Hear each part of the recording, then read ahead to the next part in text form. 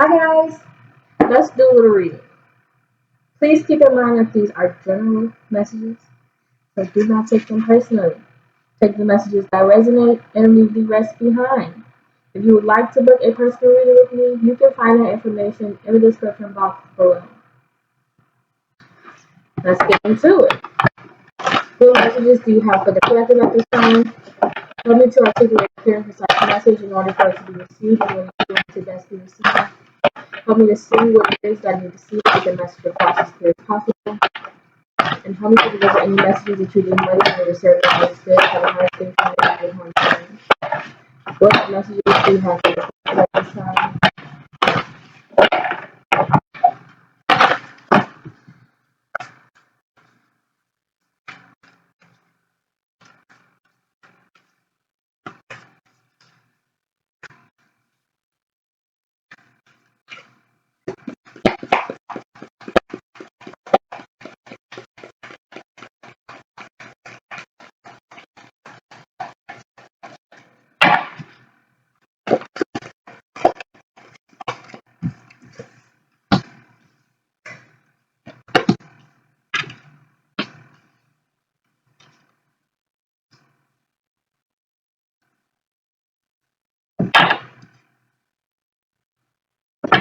Okay, so there's a strong energy here.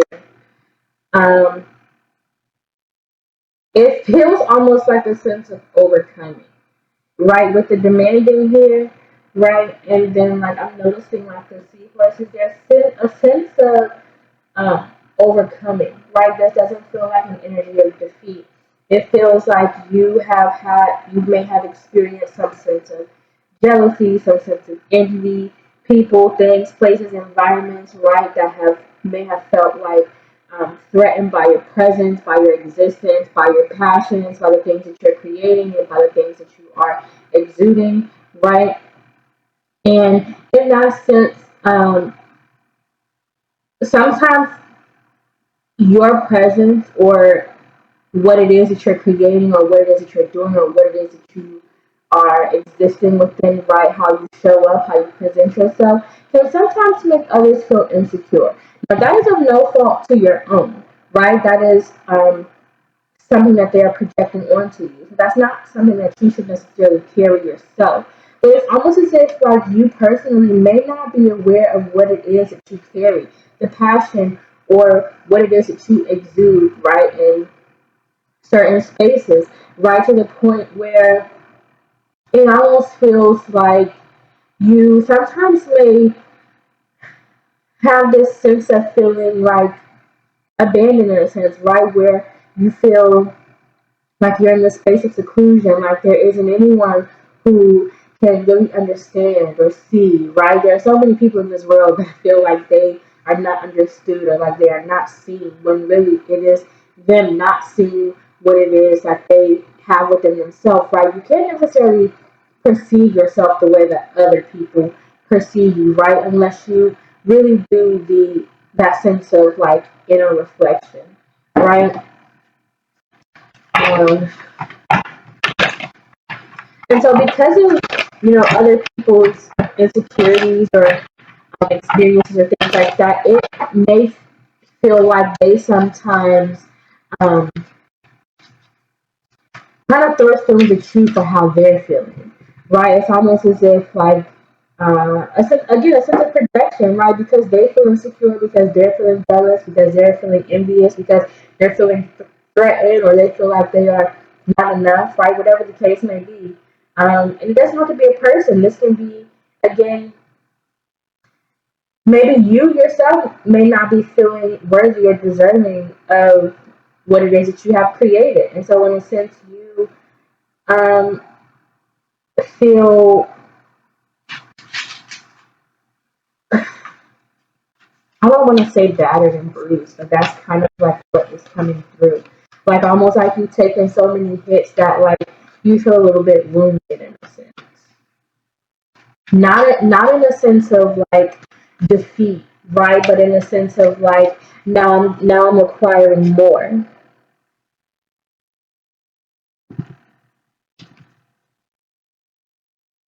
You're now in a space where you are requiring more for yourself, requiring more from things around you, requiring more from what it is that you create or what the things that you choose to invest in. Clarify that.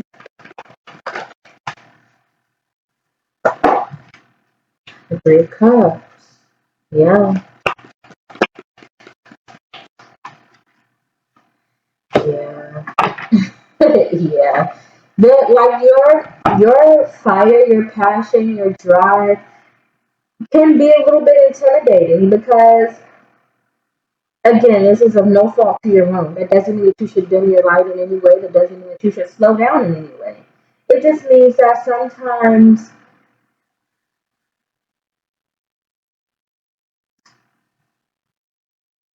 the people around you aren't necessarily happy to see you grow into new phases, right? Especially if your passion seems to be you seem to be very self-driven, right? Your passion comes from within, your motivation comes from within, your inspiration comes from within. It's not anything outwardly that is um, influencing you to create, right? It's not there's not anything that is outwardly that is influencing you to just get up and go. It's kind of just like in you, right? And other people see the transformations, the different levels that you're trying to achieve or trying to go grow through.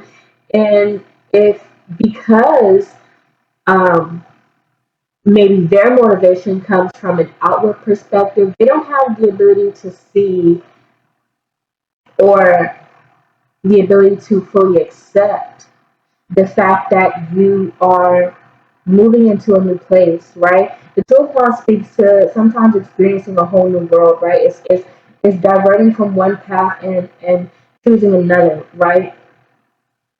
It's a brand new adventure, one that you are not necessarily connected to inherently, right? But something that you choose to um, pursue because it's something more that you want to explore, right? Inwardly, you feel like a drive, you feel a pull, right? You feel a sense of connection. Again, it doesn't come out from outwardly, it comes from your soul, it comes from your spirit, right? So, because you have that connection, something that's not necessarily tangible in the physical world, but it is absolutely tangible in the spiritual world because people can't see that or because people can't understand, right? People fear things that they don't necessarily understand, and so they project their insecurities onto your beliefs, onto your paths, right? Because again, it's something that they don't understand, and so they may see it as, yeah, the transfer death, and then yeah, it's them not understanding where it comes from. And to them, it may almost seem like it's um, this is like a night energy. So it's something that has formed and but it's not necessarily in their eyes, right? Because the death transformation, there is a tree here, and I'm really drawn to the roots here. So from their perspective, because they can't see the roots, it almost as if it's not tangible to them. But because you can feel the roots, because you know that they're there, because you have experienced them, you know that it's something tangible, right? Again, it may not be tangible to them in the physical, but it's tangible to you in the spiritual and the physical, right? Because what we experience in the spiritual often manifests in the spirit, in the physical, right? But again, this is something that is kind of driven by your passion and your love for it, right? It's something that you feel grounded in. It's something that you feel guided to do. It's not something that you feel like you have to do, but it's something that you want to do, right? Because again, it's connected to your spirit, it's connected to your soul, so it feels almost like it's part of you. It's not something that you can necessarily disconnect from. But also because they know, and so do you, that this is going to change who you are, how you live, what you experience, what you grow, how you perceive. It's going to inherently change who you are as a person in a sense of growth, right? And subconsciously, these people know that, but that insecurity doesn't want that insecurity from them doesn't want you to experience that, which is kind of difficult, right? On their part, because again, jealousy and envy is quite a dichotomy, right? Because in one sense, they admire you, they um, adore you, right? They have the sense of love and connection to you, and in a way, they want to see you grow because, in a sense, you inspire them. But you can't go too far outside of their realm, right? Because then now you think you're better than them. Now you think you're way ahead of them, right? They can't let you get too far ahead of them, right? The Three of Swords, because then that just is it'll leave them feeling stranded and abandoned, right? And they don't want to feel that sense of neglect, that sense of abandonment, that sense of um, you stepping into this new identity will make them feel like they no longer know who they are because you're moving into more into who you are. Does that make sense?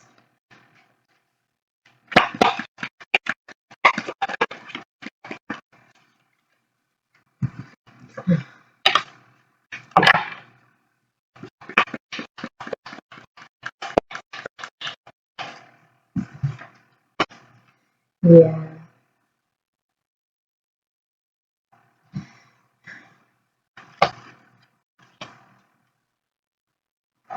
For Pentacles.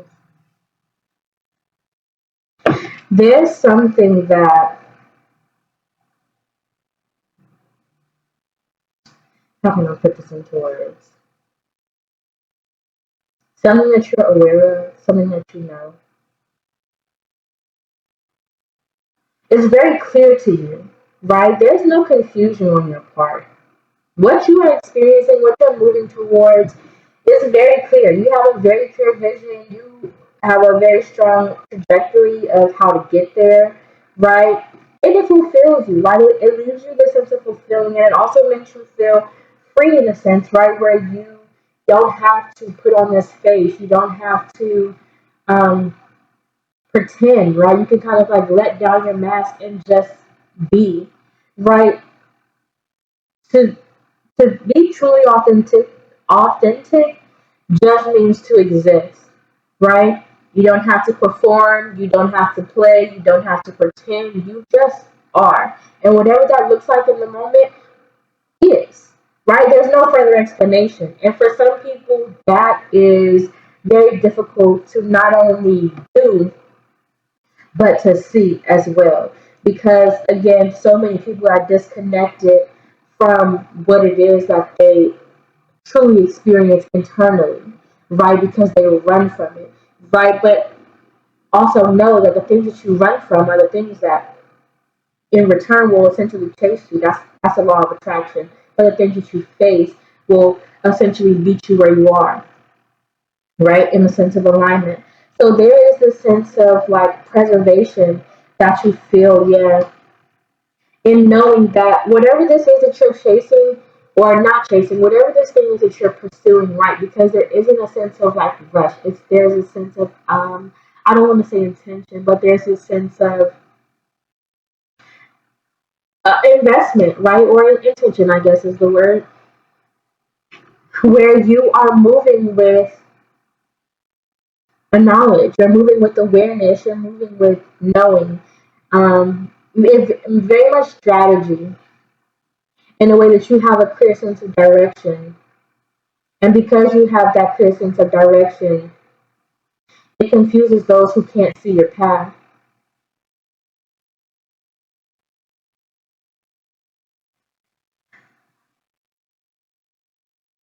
Mm. But again, because it's an intrinsic experience, right? Something that you feel very rooted in, grounded in. very secure in, but also very guided towards. There is a sense of clarity, right? Where there is no need to rush because I know that I'm going to get there in divine timing, right? But I also know that choosing to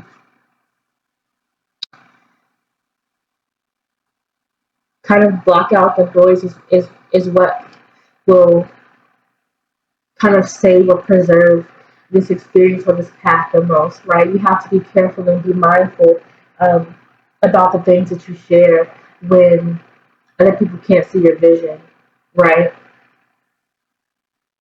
Because when other people can't see what you see, they'll try to tell you that the vision isn't real or that it's not clear or that it doesn't truly exist, right? Not because it doesn't, but because they can't see it.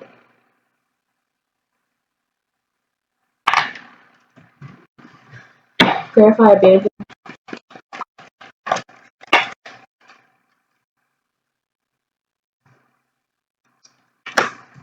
Mm, yeah.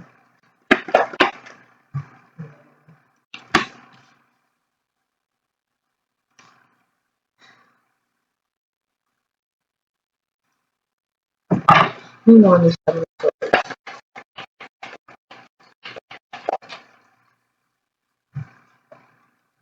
Mm.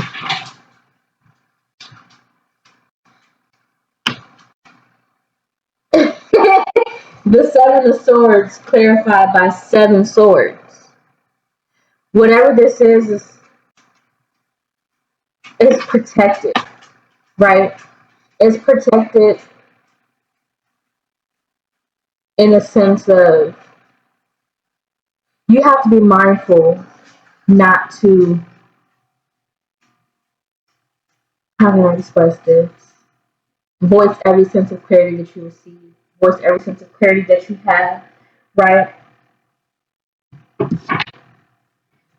Because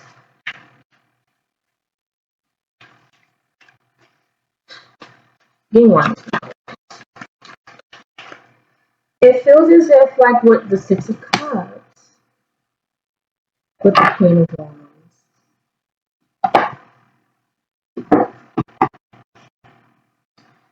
whatever this is meant to be protected, right?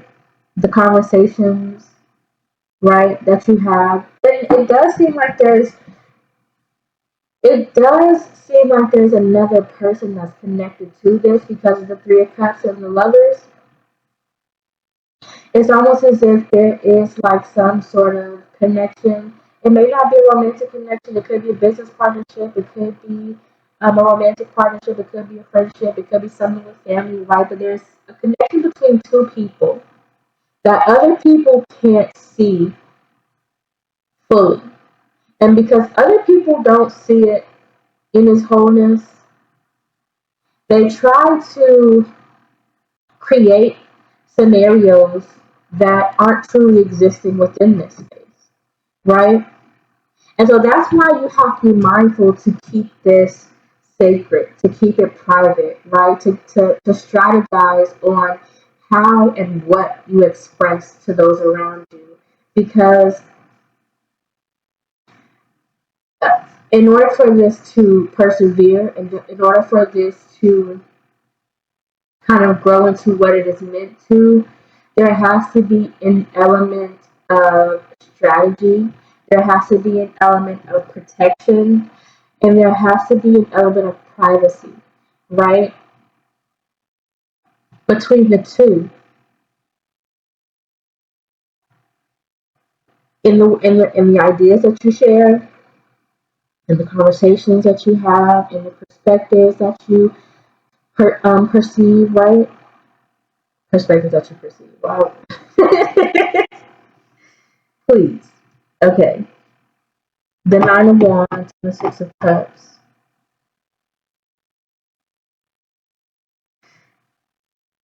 Whatever this is very very stable. There's a very stable foundation in this, right? Because the Nine of Wands is something that truly persists. It truly is the wounded warrior, right? Even though you've experienced things, even though things have happened in this situation that may have um, caused a little bit of damage, it's not broken. There's a sense of wholeness here within you, within whatever this is that you're connected to, the motivation that it brings, the new path that it's going to take you on. There's a strong sense of groundedness and a very strong sense of awareness in the fruit that it will bear. There's a again you have the goddess of swords. There's like a sense of clarity that you have within this and the balance, the balance, the moon and the sun. That it's going to take a natural sense of ebb and flow. Like you're going to have to kind of release a sense of control in order to experience this in this fullness, right? Again, allowing not only yourself but this to just be what it is, right? You can't you can't put control in this whatever this is because it will restrict it, right? So let's put out some closing messages. One message for what we can learn from this message.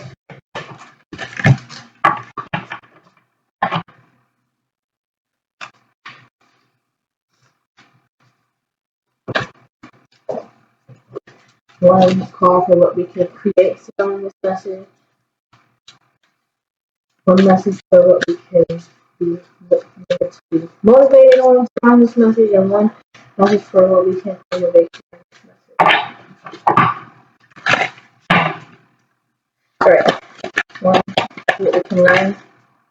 Peace. To let things just be, right? To allow yourself to just exist in life, to just learn, to explore, to just allow things to flow, right? And be at peace with not having to control everything, right? If you stop trying to, because the moon is here twice, and that in a sense, with the abandoned card is giving me like a sense of um, how am I put this into words?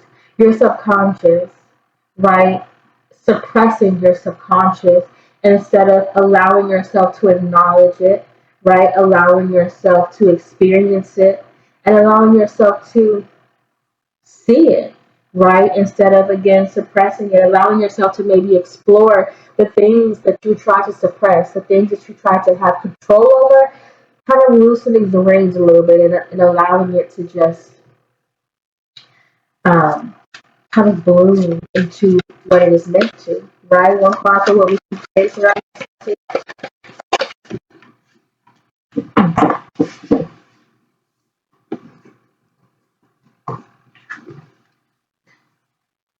Destiny relationship. That is hilarious, right? Remember when I said, look at the moons here. They're everywhere. Remember when I said a second ago, like, there's something that you're not allowing yourself to see, right? That's connected to your destiny. You're suppressing it. You are choosing not to acknowledge it and not allowing it to live in its fullness, right? The moon serves a very good purpose, right? And when you don't allow your subconscious to kind of exist, again, it's almost as if like you are blocking yourself off from what it is that you're meant to be, you're meant to do, right? The path that your destiny is trying to lead you on, you're diverting yourself from that because you might be allowing other people to put blinders on you about the clarity that you already have. Again, this is not something that you are discovering. There is full on clarity and knowing. The moon is bright in many of these cards. You're the only one suppressing it or allowing other people to do that. And so, what it is that you can create is allowing your destiny to bloom in its fullness, right? And what it is trying to guide you in. What we can meditate on tonight in this message?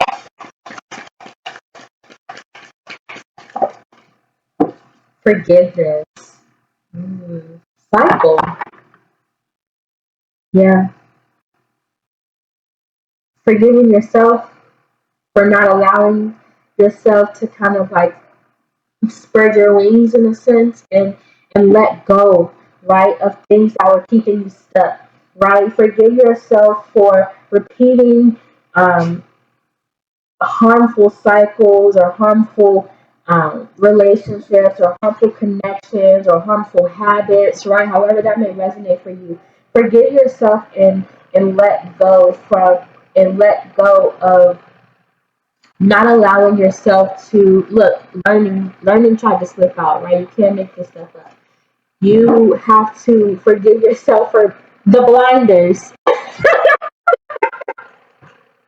And I don't know if you can see that, but there are two sets of hands because there's clarity that you already have that other people are trying to block you from seeing so that you don't go on this in this new direction and leave them behind in a sense, right? They're trying to convince you again to suppress what is just trying to exist, right? You can't suppress the growth of a tree, right? I mean, you can restrict the growth, but if it's meant to bear fruit, the fruit are going to come, right?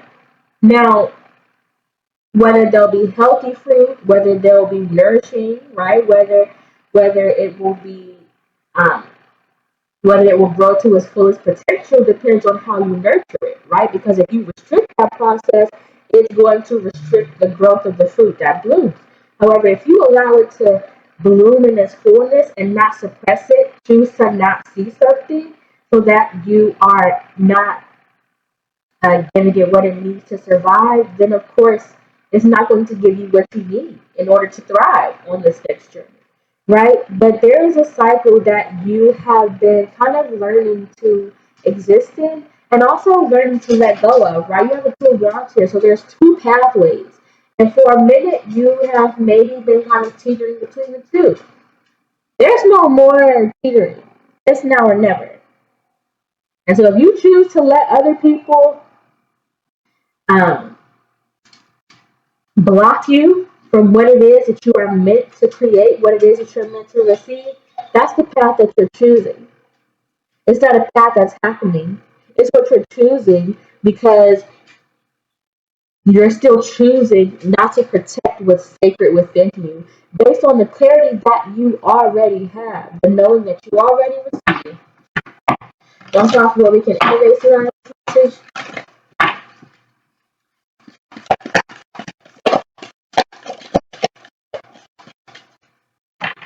One card for what we can erase around this message. Alignment and security with where it is that you're going, right? You have, if this doesn't say to you, if these four cards alone don't say to you, let it go, just be, just exist, let go of the control, but also protect what's yours, right? You can allow something to be free, but still protected. Does that make sense? There's a very fine balance between allowing something to exist in its freedom but still protecting the boundaries around it, right? And it's almost as if like putting the boundaries or protecting it It's what will allow it to be free.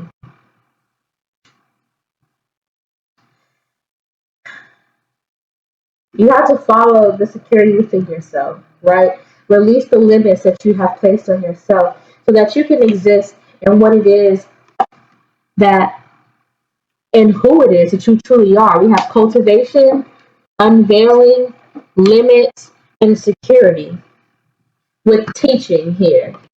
And look, blessings in relationships. You cannot make this stuff up. But that's the message that I have for you guys. I hope that it resonated. I know that if you made it to the end of this video, you have found something in it that is worthy and valuable to you. Thank you. Bye.